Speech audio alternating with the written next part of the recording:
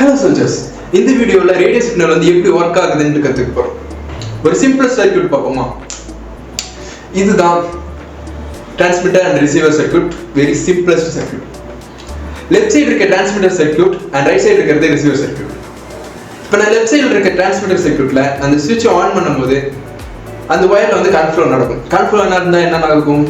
அந்த வயர்ல வந்து எலக்ட்ரோமேக்னெட்டிக் வேவ்ஸ் வந்து கிரியேட் ஆகும். அந்த எலக்ட்ரோமேக்னெட்டிக் வேவ்ஸ் வந்து பக்கத்துல இருக்க அந்த ரிசீவர் சர்க்யூட்டை அஃபெக்ட் பண்ணி இன்டியூஸ் பண்ணி அதுல வந்து எலக்ட்ரான் ஃப்ளோ நடக்கும். அதனால அந்த வோல்ட் மீட்டர் வந்து அந்த ரிசீவர் சர்க்யூட்ல இருக்க வோல்ட் மீட்டர் வந்து டிஃப்ளெக்ட் ஆகும். ஓகேவா? இதை ஞாபகம் வச்சுக்கோங்க. இப்படிதான் ரேடியோ டிரான்ஸ்மிட் பண்ணுவாங்க ஒரு இடத்துல இருந்து இன்னொரு இடத்துக்கு. வெரி சிம்பிளஸ்ட் வே. சரி, ஓகே, இதுல எப்படி சிக்னலை டிரான்ஸ்மிட் பண்றாங்கன்னு பார்ப்போமா? அதுக்கு முன்னாடி நம்மளுக்கு ஒரு மாஸ் கோடுன்னு ஒரு விஷயம் தெரிஞ்சுக்கணும். மாஸ் கோடுனா ஒரு சில லெட்டருக்கு வந்து ஒரு கோடு இருக்கும், ஒரு லெட்டருக்கு ஒவ்வொரு கோடு இருக்கும்.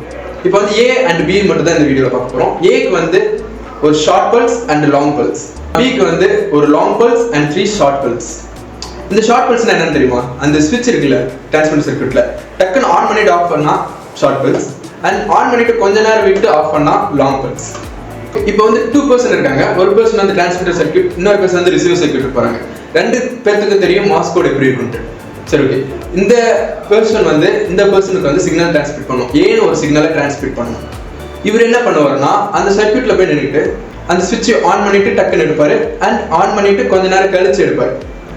இந்த சிக்னல் வந்து அந்த எலக்ட்ரோமேக்னெட்டிக் வேவ்ஸ் மூலமா அந்த ரிசீவருக்கு போகும். அந்த வோல்ட் மீட்டர் இருக்குல்ல, அது ஃபர்ஸ்ட் வந்து டிஃப்ளெக்ட், அந்த ஷார்ட் பல்ஸ் கொடுக்கும்போது டக்குன்னு டிஃப்ளெக்ட் ஆகிட்டு நார்மல் பொசிஷன் வரும். அண்ட் லாங் பல்ஸ் கொடுக்கும்போது அந்த டிஃப்ளெக்ட் ஆகிட்டு கொஞ்ச நேரம் கழிச்சு வந்து நார்மல் பொசிஷனுக்கு வரும். இது மூலியமா இந்த மாஸ் கோட் வச்சு தெரிஞ்சுப்பாரு வந்திருக்க சிக்னல் வந்து ஏன்ட்டு. இதுதான் பேசிக்கான விஷயம். ரேடியோ சிக்னல்ஸ் வந்து இப்படிதான் ஒர்க் ஆகுது. இதே கொஞ்சம் டிரான்ஸ்மிட்டர், கெப்பாசிட்டர் அந்த மாதிரி வச்சு ஒரு பெரிய சர்க்யூட்டை கிரியேட் பண்ணோம்னா ஒரு லாங் இன்ஃபர்மேஷனை வந்து ஒரு இடத்துல இருந்து இன்னொரு இடத்துக்கு டிரான்ஸ்மிட் பண்ணலாம். ஓகே, ஸோ ஜஸ்ட் அவ்வளோதான் இந்த வீடியோ. உங்களுக்கு இந்த வீடியோ பிடிச்சிருந்தா வீடியோக்கு லைக் பண்ணுங்க அண்ட் நம்ம சேனலுக்கு சப்ஸ்கிரைப் பண்ணுங்க. Bye by.